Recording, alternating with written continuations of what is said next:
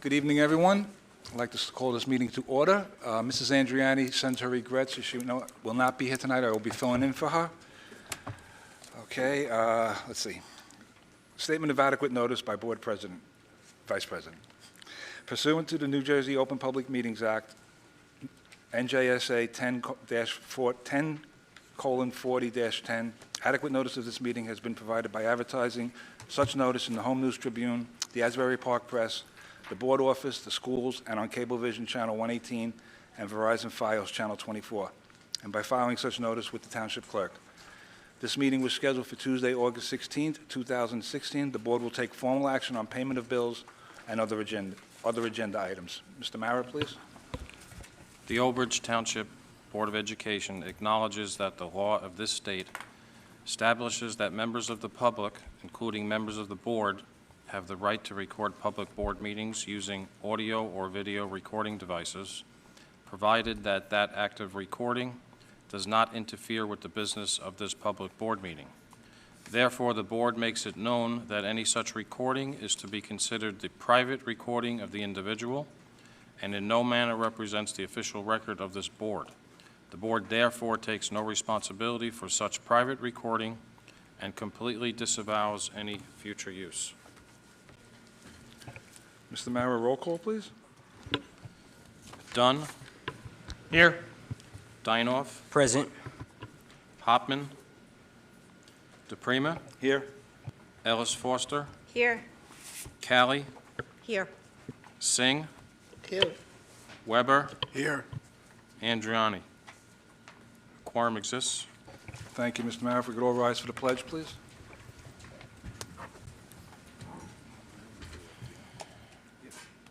I pledge allegiance to the flag of the United States of America, and to the republic for which it stands, one nation, under God, indivisible, with liberty and justice for all. If everyone can remain standing for a moment, please.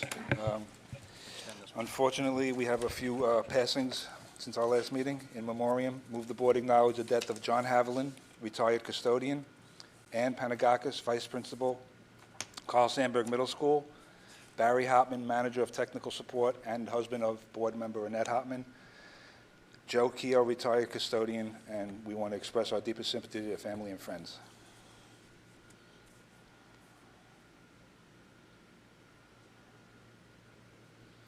Thank you. Please be seated.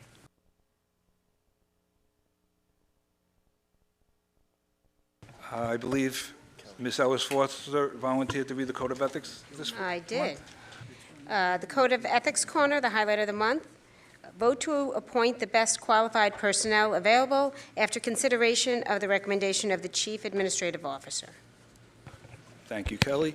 Before we get on to the agenda, I just want to make one announcement, please. I want to welcome Ms. Jill Cowley to the board. She was appointed last week at our agenda meeting. In case you did not know, Mrs. Nancy Mongan resigned effective August 1st, and Jill was appointed to replace her for the remainder of her term. I've worked closely with Jill for many years in PTSA, and I know she's all for the children of this district, and she's been an advocate of the children for many, many years, and I'm sure she will continue to do so as a board member. Welcome, Mrs. Cowley. Thank you. Thank you. Do I have to read this report? No. Okay, we have an addendum. I'd like to move the board, move the board accept the addendum to the August 16th, 2016 agenda. Need a motion, please? Frank Weber, second. Dinoff will second. Jeffrey, thank you. Any discussion? Questions? Roll call, Mr. Mara? Dunn. Yes. Dinoff. Yes. DePrima. Yes. Ellis Foster. Yes. Callie. Yeah. Yes. Singh. Yes. Weber. Yes. The resolution to add the addendum passes. Okay, move the board approve the following, move the board approve the following minutes: agenda session of June 14th, regular meeting of June 18th, and closed session of June 14th and June 28th. Roll call, Mr. Mara. Mr. Motion, please. I'll move it. Kelly Ellis Foster I'll second. and Mr. Singh. Okay, any discussion? Okay, roll call, Mr. Mara? Dunn, Yes. Dinoff, Yes. DePrima, Ellis Foster, Yes. Callie, Yes. Singh, Yes. Weber. Yes. Resolution 1 passes. Okay, moving on. Report of student representative to the board. I'd like to introduce Ms. Courtney Brennan, Student Senate President of the 2016-17 school year. Thank you so much for coming out during your vacation, which is going very quickly, I may add. But do you have any report for us? Press the button. I'm just really excited for this school year. We have a lot of great things planned. I'm really excited for homecoming and tailgate and all that. Thank you. And we look forward to hearing from you every month. Thank you so much. Okay, there's no recognition this month. Mr. Cittadino, Superintendent's report? Excellent. At this time, I'm going to have to ask Dr. Cascone to make his way to the dais. Dr. Cascone will be acting as our HIB coordinator for the district, taking over that role from Mr. Rezis. And on a yearly basis, there's a few requirements. One is that twice a year, I report to you on the HIB findings and violence and vandalism findings for the year, which I've done. And also the schools and their leadership and the teams within the schools, the school climate teams, must report back on a grade for their school on the HIB implementation. And at this point, Dr. Cascone is going to give you that report. And once it's verified by this board and board takes action on it, then we will move it to the state level and it will be published. Thank you, Mr. Cedino, members of the board, staff, community. I'd just like to say that while I've been receiving some condolences for being given the responsibility of district HIB coordinator, it's actually a role and a position that I'm looking forward to serving. I think it can be a very important position, and the folks who've been doing it have done a great job, but it's an opportunity to look district-wide at our programs in the schools and look at our data and really do some things to just further improve upon what is already a pretty darn good school climate. So I'm looking forward to serving in that role and serving the district and its children in that role. So as Mr. Cedino said, on an annual basis, schools are required to self-evaluate their HIB programs. I did include within your packet a double-sided copy. Looks like this. If you want to pull it out, refer to it. So just a few things to point out. You can see that on the top of the form are the various areas by which or around which a school safety team and its staff will evaluate the programs. And you can see that the maximum score for any school is 78 points. The district final score for the district average for 15-16 was 75, just 3 points off the maximum point value. And if you have seen the rubric, and I didn't include it, but if you'd be interested in looking at the rubric, it's pretty rigorous. So to score this high on it is a testament to the kind of programs we have in place. Having, for example, guidance counselor in each of our elementary schools who also serve as the anti-bullying specialists is a huge benefit, and it's not something that all school districts necessarily boast. That's a big part of it, as those folks play a pretty integral role in what happens in the schools. I want to call your attention to the last two columns. As you can see, is HIB investigation procedure and HIB reporting. You can see that in all but one case, which was just off by a point, we were flawless in both of these columns. And this is important to note because these are not two columns that you want to be off, because this is really the extent to which you're following the state prescribed protocol and procedures. The only explanation for maybe a dip in 1 point in that one particular school is sometimes when we have a shifting of staff, when we have perhaps temporary staff in place in certain buildings, that can kind of affect the effectiveness with the way we're performed. But still, even in that one case of a 5. But by and large, we're flawless in the way we're implementing the statute.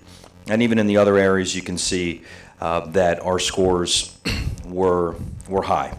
The other document, which is just on the opposite side of it, is a good one to look at because it shows the comparison between the 14-15 school year and the 15-16 school year. So you can show how schools progressed over the course of the 2 years. And you can see, again, in most cases, they stayed the same, they went up by a point, or in some cases, they went down by a point. But again, a flux of 1 point is not significant. And the other thing is as you have different folks conducting the evaluation, they may be looking at it through a different lens. You may have new staff who are coming in, and again, maybe not necessarily as adept at some of these things. But I can assure you that moving forward, and obviously as a district that's committed to character education, which is tangent to this idea of school climate, this is something we're going to continually look at. And certainly in my role as the ABC, the coordinator, we're going to be looking at these numbers and seeing a way that we can continue to keep them either constant or trending upwards. But all in all, it's a well above average evaluation by the school district and their schools. Are there any questions? Yes, ma'am. So thanks, Dr. Cascone. Sure. Do we have a comparison to other schools our size? Is this above average, average? Or do we even have access to other schools to see how we compare? I mean, I think in terms of, I mean, we don't have access necessarily to the self-evaluations of the other districts, although we could probably access them off their website. I would say, without having done, and I'm not really prepared to answer the question, I would hypothesize that we rate very well against what other schools are doing, because in order to be really kind of to self-evaluate better than we have, they would almost have to be kind of almost perfect scores in some cases, and our district scores is 75. You know, what might be more of an interesting analysis is comparing the incidences. And just having prepared my HIB presentation for the new staff for tomorrow, out of approximately 9,000 students, we had 102 reported cases of HIB, and only 62% of those were confirmed. So that's about again, like 63 cases confirmed HIB, which is obviously too many. We want it to be 0. But relative to the size of the district and the number of schools, I would say that's pretty competitive with other districts. Mm-hmm. Any other questions? Okay. Thank you. Thank you, Dr. Cascone. Thank you. I'm going to just give us a little bit of information as progress towards goals. The first thing I want to comment on is it's kind of related to our school climate, and I've been working closely with Dr. Cascone on some correspondence we sent to the Department of Education today. About a month ago, I was reading some Education Weekly, and it talked about the ESEA, the Every Student Succeeds Act, and they're talking about this fifth dimension in the assessment of schools, and other districts, other states have prescribed to this fifth dimension, where there's some, I guess, leeway in which states want to go as this measurement that's not going to be just student test scores. And other states like California have gone towards a school climate. So we thought it was the best interest to lobby the Department of Education to look at the fifth element of assessment being school climate, because in Old Bridge we have tons of data. As being part of the National District of Character, there's a tremendous amount of data that you have to provide to reach that accomplishment, and since all of our schools have been there or in the process, the data is readily available to us and will help us to really score high in that way. So I think we're ahead of the curve on that, and from the information I'm receiving, I wouldn't be surprised if school climate is selected as a fifth element for the district. The other thing I wanted to recognize as well, so the public knows, I know the board is aware, that Dr. Calandria, who heads up our RTI, was asked by the Department of Education to speak to the State Board of Education about the RTI program here in Old Bridge. I'll be escorting her down there on September 7th, and we'll be speaking before the State Board of Education. And I understand that many districts were vetted looking for leadership and example to talk about RTI or other forms of intervention, but only Old Bridge was selected to speak before the State Board, so very proud of that. Some other items that are kind of like progress towards what we've been doing over the summer. As far as our facilities, we've had a roof replacement project going on at Salk that's mostly completed. and this information was provided to the board, but I'm providing it to the public. We've had a roof replacement project at the GNC that we've put off until recreation is completed, so we should be working towards that at this time. Our energy saving improvement plan, third-party review is complete, and we're looking for the results to share with the board. And as far as like personnel and professional development, that's, I think, the hallmark of what we really do well here in Old Bridge, and we've seen a lot of growth in it.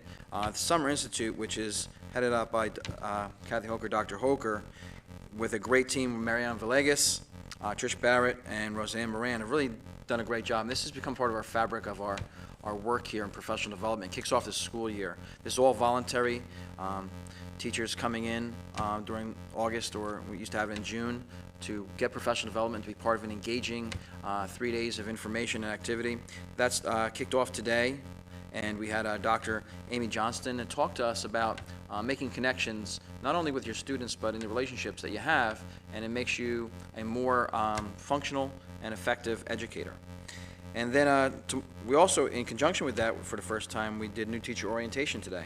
So a lot of new teachers coming in, getting acclimated to Old Bridge schools, getting that sense of pride of what it's like to be part of Old Bridge schools. Substitute orientation will take place on August 18th. And then our annual administrator summer retreat, that'll take place from August 23rd to the 25th. I know I'm working with Kathy every day, which some great activities going on with that. Our team's in for some great surprises and some engaging events. Then for the first time, and I'll let Dr. Hoker speak to this, why don't you talk a little bit about the Professional Learning Academy that we're doing for the first time here in Old Bridge? Thank you.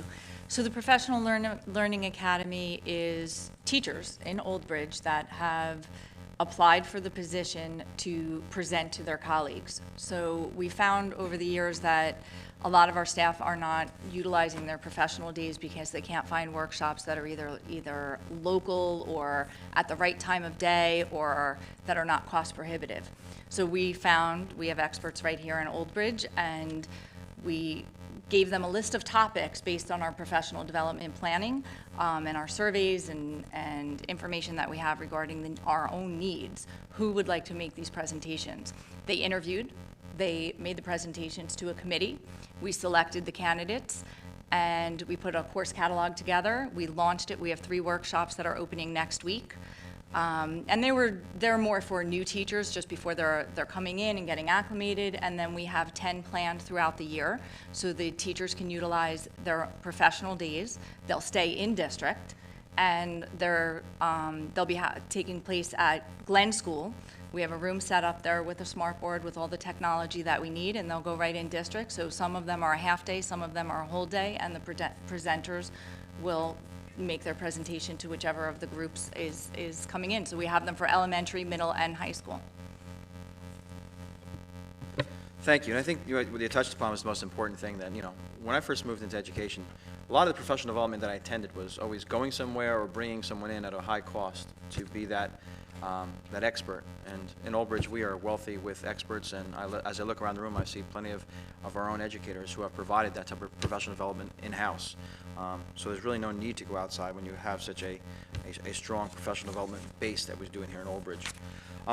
Even on those lines of academics, there's several curriculum updates that took place over the summer, and then a lot of interviewing. We have some key positions that we need to interview for. The sad loss of Ann Panagakos as a vice principal at Carl Sandburg Middle School. We had to fill that position, so we interviewed for that over the summer, and our science supervisor position. So that's what we've been up to. There's been a great deal of pride, I know, in Old Bridge. I'm sure many of you heard that Chris Lazarone, who's an Old Bridge graduate, he was selected as a Drum Corps International. There's a movie that's going on in theaters. He was selected on the national ad for that. And then I don't know if anybody heard about Lori Hernandez. She's an Olympian from Old Bridge, and she's made us all very proud with her gold medal in the team event and her individual silver yesterday on the balance beam. So I know it's early part of conversations with the township looking to recognize her and celebrate her accomplishments back here in Old Bridge when she comes home. So more information will come out with that as we provide some concrete dates and some times and events, and when that does, we'll push it out through social media, on the website, on the district website and township website and Cablevision as well. Thank you, Mrs. Cittadino. I don't know if everybody's watching these Olympics, but these kids are unbelievable, especially Lori. A 4-inch bar, that's this much. I don't get it, but congratulations to her. Okay, Mr. Mara, correspondence? No correspondence. Special committee reports. You want to start on this side, Mr. Dunn, anything? We will be having a Buildings, Grounds, and Transportation Committee meeting later in the month of September. We're still trying to vet the dates where we can have the entire committee meet, because we will be reviewing a lot of different things going on with the ESA program, so the more the merrier. So hopefully within the next day or so, we'll get that finalized and distributed to the public. Thank you. Jeff, anything? Okay. Mr. Weber? Mr. Singh? Mr. Kelly, no offense, but you haven't had one yet, Kelly? Wow, okay, well, it is summertime. Chris, do you want to touch on policy for my a little bit? No? Good. Mr. Singh, do you want me to talk about policy? I know we have,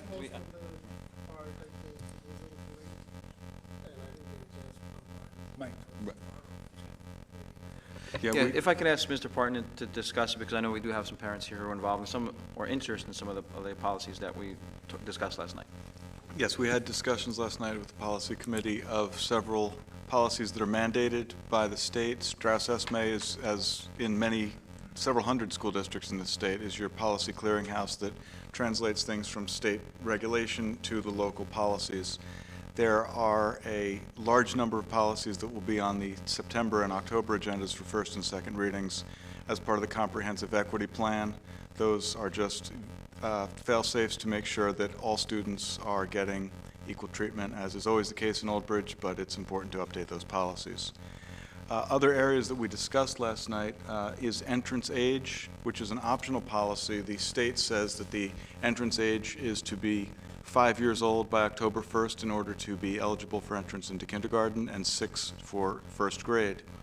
What the policy committee has recommended after discussions last night is a revised policy which would have, if a student has finished a public kindergarten, that student, even if not turning 6 by October 1st, would have the opportunity to be placed on a trial basis in first grade. That would be subjective, as it must be. The administration and the kindergarten, or I'm sorry, and the first grade teachers would evaluate whether the child is prepared socially and educationally for first grade, and the child would then be assigned a permanent, if you will, placement after 2 weeks. The reason that we talked about it in terms of public kindergartens as a condition precedent to moving into first grade ahead of schedule is that there are an awful lot of different types of preschools. They range from daycare to cutting-edge educational programs. But in the private sector, we can't really determine what the curriculum is or if there's a curriculum, so that's why that's a public requirement.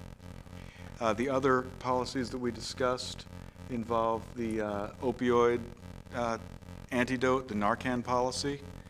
There is, as people are unfortunately more and more aware, a national issue with heroin use, with overdoses, and in cooperation with the Old Bridge Police Department and with the county, frankly, you can't have enough opportunity to save lives. And that is a policy that will be going into effect this fall in Old Bridge, where just like with EpiPens, there will be Narcan dosages available at the middle schools, the L.A. McDermott Grade 9 Center, and Old Bridge High School. So that's another policy that we discussed last night. A couple of disciplinary policies to make sure that the administration has the discretion to treat students fairly and appropriately in the interests of themselves and of each other.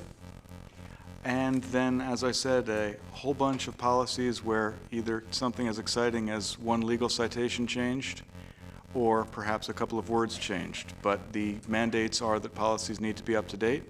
So we went through about 35 of them last night, and those will be appearing on September and October agendas. Mr. Cittadino, did I miss anything? I think that's the essential ones that we need to cover. Thank you. Good, thank you. Thank you, everyone. I have scheduled a committee meeting for September 12th. It's the Athletics, Medical Services, and Food Services Committee, September 12th, Monday, September 12th, in oh my God, I can't think of the word. the conference room in the administrative building. Thank you. Drawing a blank there. These meetings are usually well-attended, and I think they're very informative, so if you're not doing anything or if you have any interest in coming out, please do so. Our athletic director will be there, our director of, general manager of food services, and hopefully our lead nurse. These are the people that feed, care for, and train your children, so they're usually very informative. Facilities use. Move the board acknowledge the schedule of facilities usage requests. Everybody has it in their packet. Okay, hearing of residents on agenda items only. If anybody has any questions or concerns. Ma'am? Just please tell us your name and press the red button for the mic to go on, the purple button. Hi, Jen Dantuno, PTA president for Memorial Elementary School. You had brought up improvements made to different buildings. A third of Memorial Elementary School backlot was paved, and I was just curious why not the whole backlot? Because there's still a few like valleys and things like that. And that was an issue that the principal deemed might be unsafe, so the kids were restricted on their recess activities. And that's why I had asked at the last meeting about it. And we're happy that it was being paved, but not all of it. Mr. Dunn or Mr. Cittadino, do you have an answer for that? I know at the last meeting we discussed it, and any projects that are taking place this summer are projects that were budgeted for starting last September. I did speak to Mr. Frazita after that last meeting, and he's assessing it as we are going through our meetings to see if there's opportunity in this year's budget to address that after the current projects are completed. Okay, so the approved project was just to do a portion of it? Yeah, so the engineer would take a look at it, see where the areas of particular need are, and address it there. Sometimes they do, like, in 1 year, they'll do a partial roof at a building, and the rest of the roof the next summer. Okay, thank you. Thank you. Anybody else? Agenda items only? Okay, moving on. Policy, present for the second reading and approval of the following bylaws and policies. Need a motion to accept them? Dinoff will move policy item number 1. Jeff, second, please. Dunn will second policy. Any discussion or questions? Mr. Mara, roll call, please. Dinoff, Yes. DePrima, Yes. Ellis Foster, Yes. Callie, Yes. Singh, Yes. Weber, Yes. Dunn. Yes. Resolution 1 passes. Okay, curriculum, professional development, move the board following, let's see, items 1 through 9. You need a motion, please? Curriculum, professional development? I'll move it. Second, please? I'll second. Any discussion or questions? Anybody? Yes, just on item number 3. Today we have the district technology plan on the agenda. This is the district technology plan for digital literacy, 2016 to 2019. This one here, I hope everyone has a chance to read it. I think it's an excellent plan. It's feasible and it's very comprehensive. And I just wanted to take a quick moment to say thank you to everyone that was involved in its creation. Thank you to Ms. Moran and Dr. Cascone for all your hard work. Thank you to the faculty members who came in during the summer to work on all the goals and the plan. And also thank you to our stakeholders committee. The next step, if it's adopted tonight, it'll be submitted to the county superintendent for review. Thank you. Thank you, Mr. Dinoff. Okay, if no other questions or discussion, Mr. Mara, please? DePrima, Yes? Ellis Foster, Yes. Callie, Yes. Singh, Yes. Weber, Yes. Dunn, Yes. Dinoff. Yes. Resolutions 1 through 9 pass. Okay, item 18, athletics, items 1 and 2. Motion, please? Anybody? I'll move. Second? Dunn will second. I think Rich was first. Okay, questions or discussion? Okay, Mr. Mara. It's very quiet tonight. DePrima, Yes. Ellis Foster. Yes. Callie. Yep. Singh. Yes. Weber. Yes. Dunn. Yes. Dinoff. Yes. Resolutions 1 and 2 pass. Okay, finance, items 1 through 13. Need a motion, please? Dunn will make a motion to move finance items 1 through 13 and number 14, which is on the 14. addendum. Oh, I apologize, the addendum was number 14, okay. Rich made the motion. Dinoff will second. And Jeff. Discussion? Okay, Mr. Mara. Ellis Foster. Yes. Callie. Yes. Singh. Yes. Weber. Yes. Dunn. Yes. Dinoff. On item number 1, I'll abstain on PO 605254, yes on the remainder. And DePrima. Yes. Resolutions 1 through 14 pass. Non-certificated personnel office, items 1 through 4. Need a motion, please? I'll move it. And a second. I'll second. Ms. Cowley. Discussion? Okay, Mr. Mara, you're on. Callie. Yes. Singh. Yes. Weber. Yes. Dunn. Yes. Dinoff. Yes. Ellis Foster. Yes. DePrima. Yes. Resolutions 1 through 4 pass.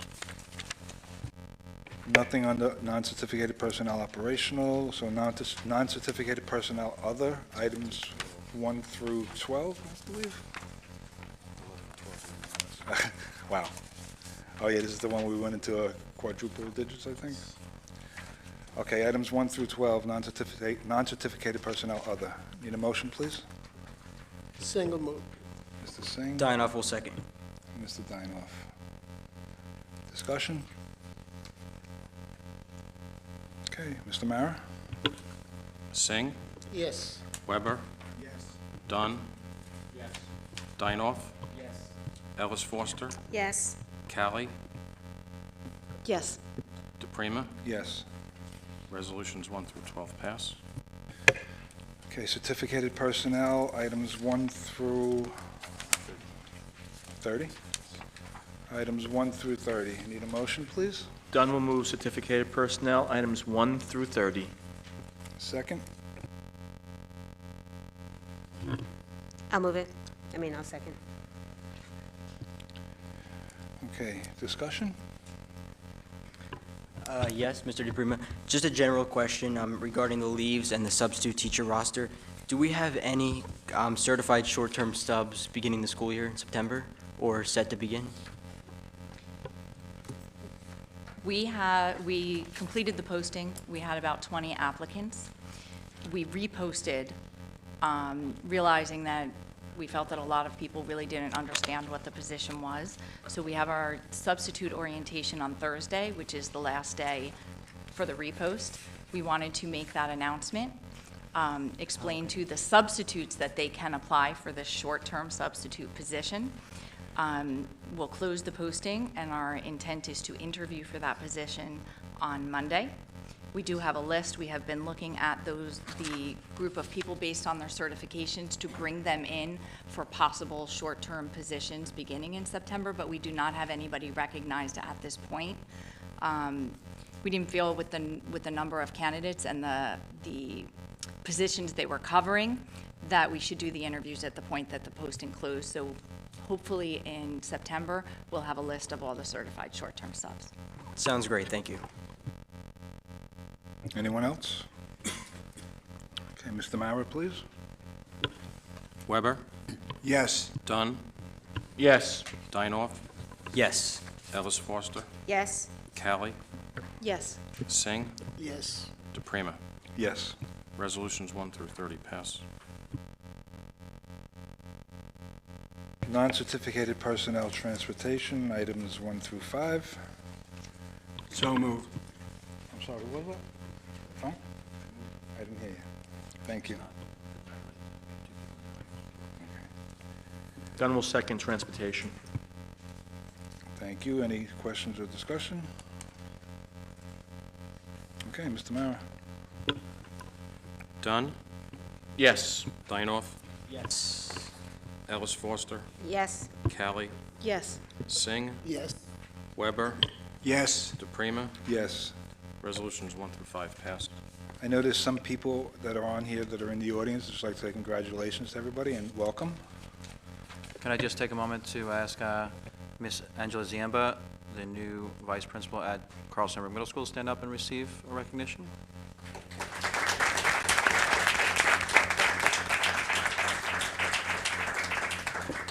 And Mr. William Schmoker, the science supervisor, please stand up.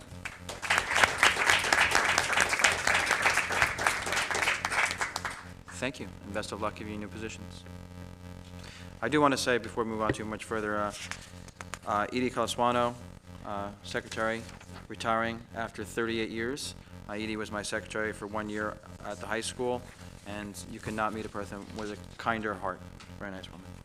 Thank you. I apologize to the people in the audience that I don't know that were on here, but congratulations and welcome. And Frank, you're a little remiss if there was a retirement, you didn't acknowledge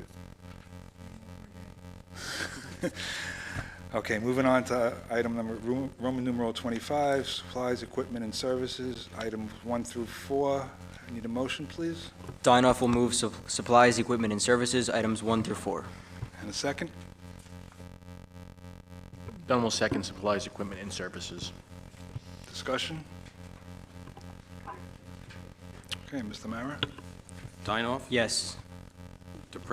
Ellis Foster, Yes. Callie, Yes. Singh, Yes. Weber, Yes. Dunn, Yes. DePrima. Yes.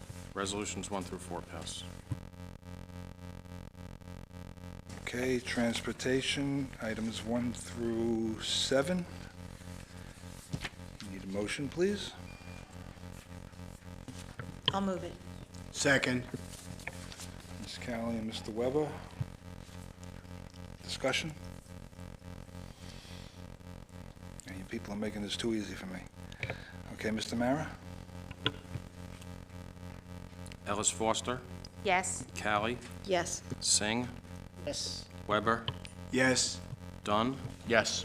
Dinoff. Yes. DePrima. Yes. Resolutions 1 through 7 pass. Miscellaneous, items 1 through 7 also. Can I have a motion, please? I'll move it. Dinoff will second. Kelly and Jeff, thank you. Questions or discussions? Okay. Mr. Mara? Ellis Foster, Yes. Callie, Yes. Singh, Yes. Weber, Yes. Dunn, Yes. Dinoff, Yes. DePrima. Yes. Resolutions 1 through 7 pass. Okay. Hearing of residents on any school district items? Anybody? Mr. Erickson?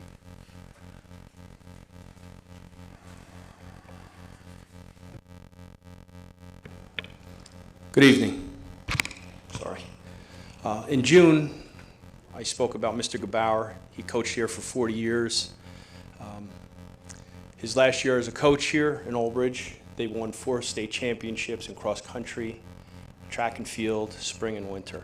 He's won numerous county, sectional, and state championships. He's a member of the NJSIA Hall of Fame. He's been a very positive influence on our student athletes, and he's been instrumental in assisting student athletes as they prepare to compete at the next level. This evening, I'm here to ask the board and administration, I'm proposing that we name the field house at Lombardi after Rich Gebauer. I'd like to ask your permission to do that. I don't know the protocol for that. Well, I was received the information about this not too long ago, and we don't really have a policy on this type of dedication. We have a policy on memorials and naming buildings or parts of buildings or sections of buildings or, statues in and around buildings for the deceased, but we don't have a policy or practice in place that I'm aware of for naming something for a member of the community who's with us or is retired. So I leave it to board discussion, and I will move in the direction of the will of the board. I have one comment on that. I don't know who was here when it happened, but apparently this TV studio is named after Walter Reed. He used to run the TV studio years ago. I'm not even sure when he retired, maybe 6 years ago or so. And it is the Walter Reed TV studio. I believe that's official. I don't think any of us were here to, as far as up here anyway. I was a parent of students here, but I don't know. Mr. Pong, can you help us with that or no? I can't help you with the naming of this room that we're in now, but procedurally, as far as what Mr. Cittadino said, the last time you named any part of your property after somebody was, of course, after the passing of Mrs. McDermott. The protocol that you would follow in the absence of policy that's directly on point, which is what you're talking about here, is this would go probably to the athletics committee for discussion, and then come through a workshop meeting discussion of the board, and then onto an agenda.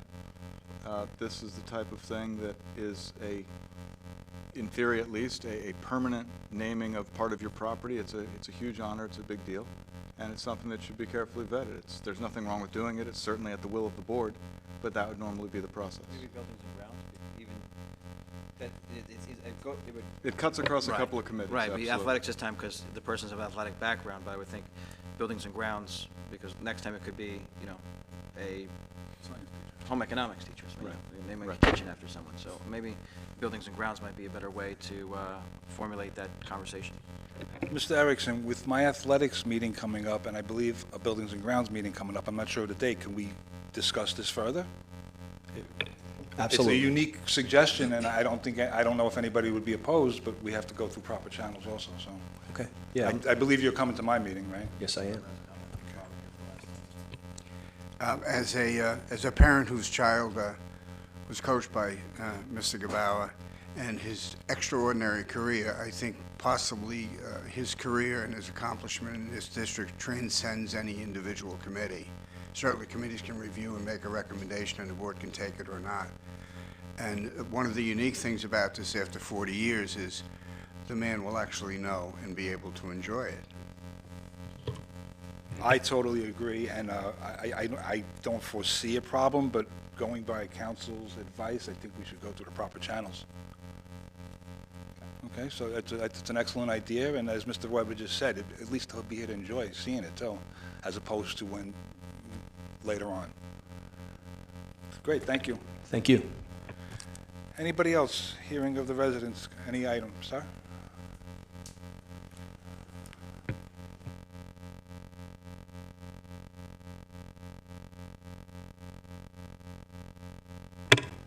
Hello. Question is for Mr. Parton. Could you just repeat your comments on policy PNR 5111, please?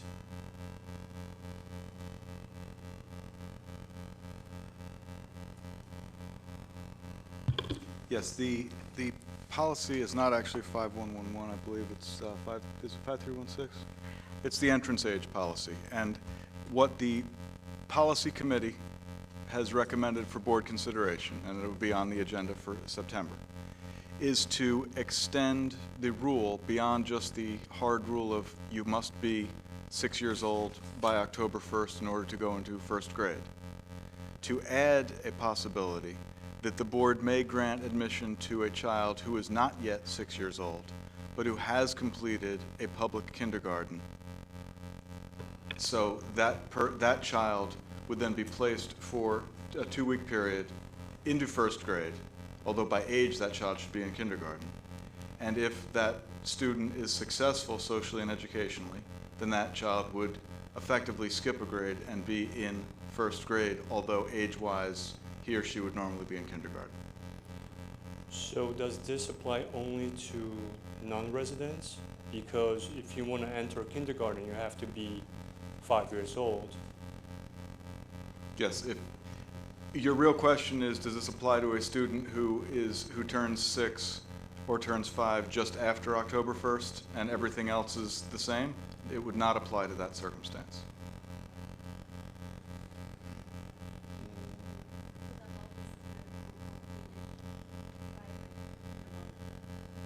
Now, what we discussed before is because of the very, very wide differences between different private kindergarten and preschool programs. It would only apply at this point to a student who has completed a public kindergarten program.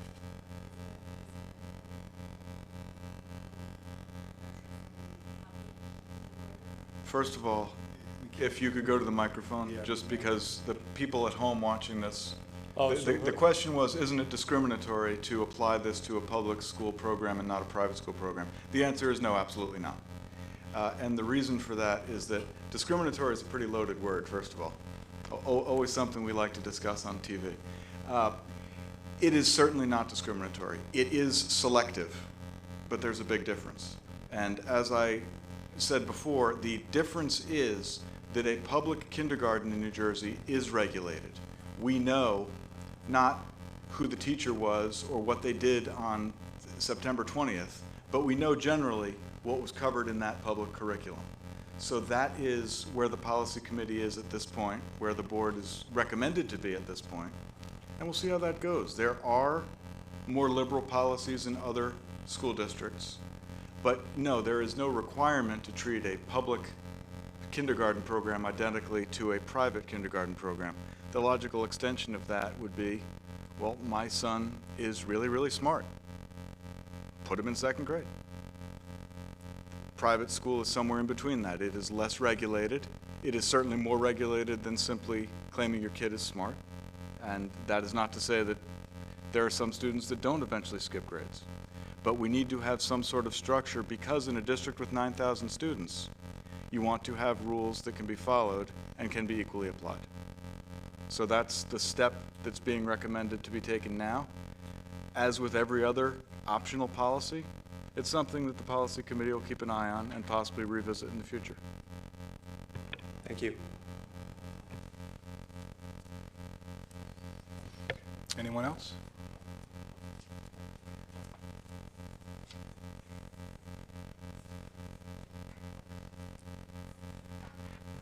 Hi, Teresa Burns from Lawrence Harbor. I have a question for the HIB cases. Is that okay to address now? Yes. Okay. So it said 62% were confirmed cases. How do you decide what's a case or not? Is there a criteria? A case is any investigation that's opened within the school after being reported. After it goes through the measure of the investigations by following the HIB legislation, how an investigation is to be handled, who is to be informed, who is to be interviewed, and the timelines and such.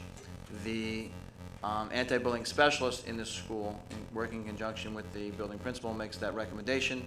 The building principal either upholds or turns down that recommendation that it was an actionable item, that it was a case that was confirmed or not, and then passes that along to me as superintendent. I review the case and look at the recommendation coming from the anti-bullying specialist through the principal to the superintendent, and I pass that recommendation along to the Board of Education, and what you see here, they get a report that takes out the names of the students but documents all the details of the investigation, everyone who was interviewed, any evidence that was within the case, copies of that evidence, and then they take action on it, either upholding my recommendation or asking for more information or denying it. Is there like an appeal process or? Mm-hmm. Oh, So parents of victims, parents of offenders have the right to appeal to the Board of Education, asking them to review my findings and either confirm or deny. And then beyond that, if they're not happy or satisfied with the findings of the Board of Education, they can appeal to the Commissioner of Education. Thank you. Thank you, everyone. Anyone else?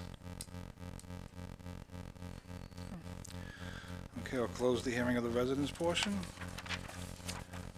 Old business. Anybody?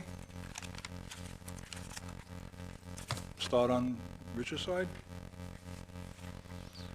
No? Real quick, I just want to say that I'm looking forward to an incredible year. I know it's only August, and I think we're going to do wonderful things this year. I think we're going to build on what we've done last year and years before, and I'm really excited with our facilities plan with the ESA program. There's going to be a lot of improvements to our district's infrastructure, and it's going to be recognized and noticed by the staffs and also the parents and students, and we are putting a lot of energy into this, so stay tuned, and I can't wait for September to roll around. I'm excited. Thank you. Yes, thank you. I just want to welcome Ms. Callie again. It's an honor to have you up here. I'm looking forward to working with you. Also, welcome to our student representative, Ms. Brennan. Also looking forward to working with you. Congratulations on our new appointments today. Really looking forward to having this new talent in the district and these new positions. Also, I just hope everyone has a great summer so far. Hope you enjoy the next couple of weeks off. For all the students, don't forget about those summer assignments, a few weeks left, and get a successful start to the school year. Good luck, everyone.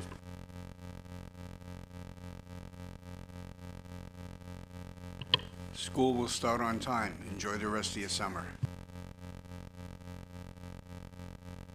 Saying what he said. Mrs. Cowley? If anybody has any ideas on how to slow the summer down, taking recommendations.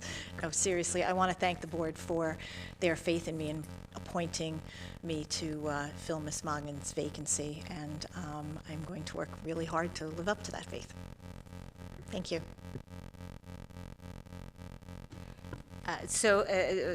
The only thing I have to say about summer is it is flying by. It feels like we were just saying congratulations to all the seniors.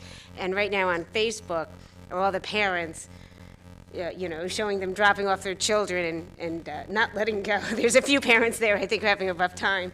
It's great. It's great to have our new senior school rep. So it'll be a fun time. We are actually meeting next week as a board to set our district goals. So excited about that. And just looking forward to continued great work.